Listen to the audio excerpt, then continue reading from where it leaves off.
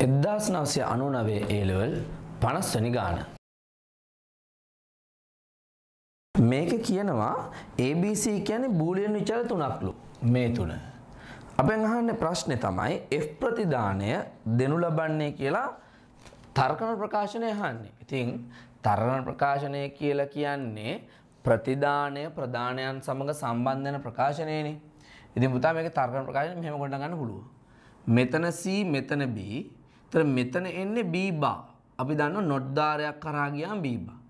ඒතර මේක n ධාරයක් නිසා ගුණ කිරීමක් නේ. ඒ නිසා මෙතෙන්ට එන්නේ B bar.c. මේ දෙක ගුණ වෙලා තමයි මෙතෙන්ට. එයාගේ ඉන්පුට් දෙක ගුණ වෙලා. ඊට පස්සේ මේ තියෙන O ධාරයෙන් එකතු කිරීමක් කරන්නේ. කියන්නේ මෙතෙන්ට එනකොට එන්නේ මේ දෙක එකතු වෙලා ප්‍රධානයන් දෙක එකතු වෙලා. එහෙනම් F සමාන වෙනවා AO B bar.c ට. ඒතර පිළිතුර වෙන්නේ පළවෙනි පිළිතුර.